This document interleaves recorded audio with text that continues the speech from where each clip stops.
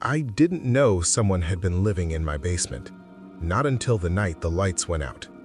This happened less than a year after I bought my first house. I was 24, fresh out of college, finally living alone. The house itself was normal, nothing special, except the basement. It was huge, bigger than it needed to be. The previous owners had divided it up with cheap plywood walls and exposed framing, turning it into a strange maze instead of one open room. At the bottom of the stairs was a wide open area. Off to the side was the laundry space. Beyond that, what looked like a workshop, and tucked behind everything was a cramped storage section that felt wrong somehow. You couldn't see the entire basement from any single spot. At the time, I thought that was kind of cool. I didn't spend much time down there. One weeknight, I went downstairs to do laundry, one of the only reasons I ever went into the basement at all. Before I even reached the stairs, something felt off. The basement lights were already on. I stopped and stared for a moment. I was almost certain I hadn't been down there since the weekend. Still, I brushed it off. I figured I'd forgotten to turn them off. The lighting down there was awful anyway. Old yellow bulbs that barely pushed back the shadows. I'd always meant to replace them, but never did. As I stepped down the stairs, everything happened so fast my brain couldn't keep up. I reached the bottom and started walking toward the laundry area when I noticed movement out of the corner of my eye. I turned my head. A man was crouched behind one of the folding tables near the far corner of the basement. For a second, my mind refused to accept what I was seeing. This was my house, my basement, and there was a stranger hiding in it. We locked eyes. He looked filthy, like someone who hadn't been indoors in a long time. His expression wasn't shocked or confused.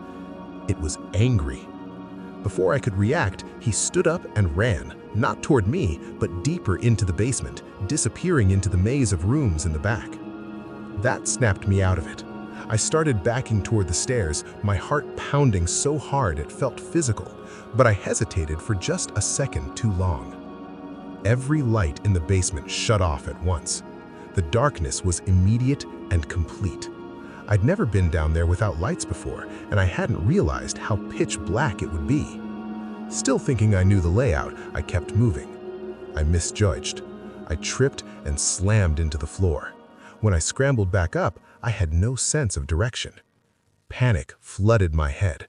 My phone was upstairs on the kitchen counter, so I screamed. I screamed as loud as I could, hoping it would scare him off. Instead, someone screamed back. The sound came from the other side of the basement, loud, raw, furious. It didn't sound scared. It sounded excited. I stopped screaming. So did he. I started moving by touch, dragging my hand along walls and furniture.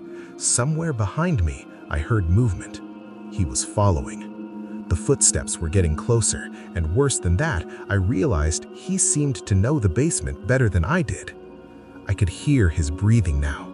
Just as I thought he was about to grab me, my hand hit wood. The stairs.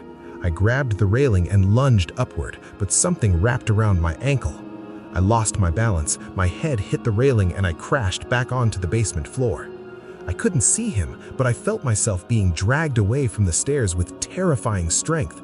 I kicked wildly until my foot connected with something solid. His grip loosened. I twisted free and ran, blindly. Behind me, he screamed again, but I reached the stairs first. I ran up, slammed the basement door shut, and threw my weight against it. There was no lock. Seconds later, footsteps thundered up the stairs. The door slammed inward so hard it nearly knocked me down. I dug my heels into the floor, peeled off my socks for traction, and pushed with everything I had. He slammed into the door again. And again.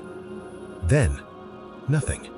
I heard footsteps retreating back down the stairs.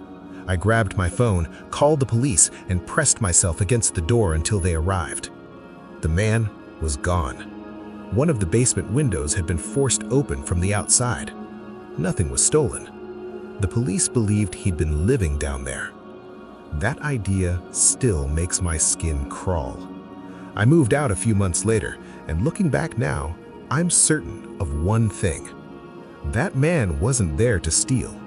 If I'd made one wrong move in the dark, I wouldn't be here telling this story. This happened when I was 14. I'm in my 30s now, but I remember it like it happened yesterday. My parents had to travel out of state for a wedding and didn't want to leave me alone. The plan was for my older sister to stay with me.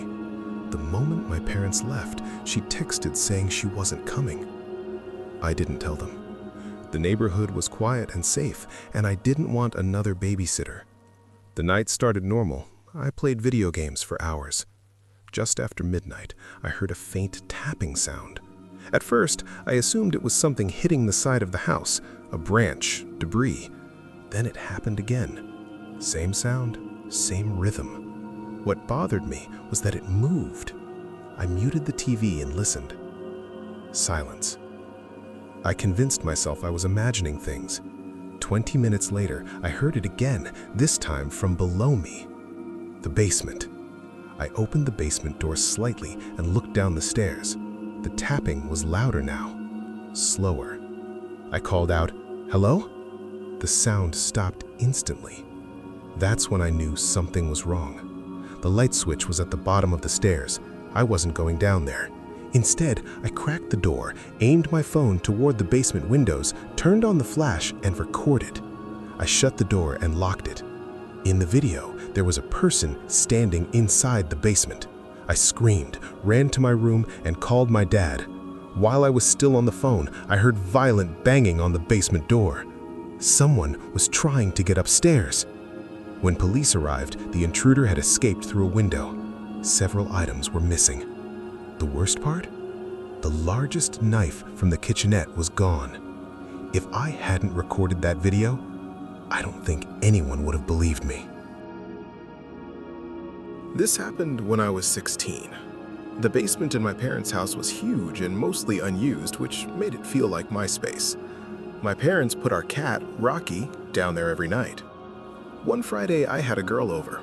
I assumed Rocky was already in the basement. So when I heard rustling from the storage room, I stayed calm. It sounded like a cat. The noises kept happening. A shuffle, a thud, then scratching at the upstairs door. Rocky was trying to get into the basement, which meant he wasn't already there. Before I could react, the girl screamed. A foam football rolled out of the storage room. It had been thrown. Someone was back there. We ran upstairs and called the police. I watched the garage exit the entire time. No one came out. The police found nothing. No forced entry, no open doors. I know someone was there, and I don't know how they left. I was 9 years old. The laundry room in our basement terrified me. It had no windows and always made strange noises. One night, I heard the door creak open. Then I heard my mom's voice, or something close enough. I assumed she was joking. I walked closer. In the darkness, I saw a figure standing inside. It wasn't my mom. I ran upstairs screaming. My parents rushed down to the basement and slammed the door behind them. The next morning, they said it was a prank. Years later, I learned my mom had a sister named Debbie. She was dangerous. She was dead. And my parents refused to explain why she had been in the basement that night. Even now, I don't like basements. I rush up the stairs, I don't linger. Some places remember things, and sometimes they don't like being noticed.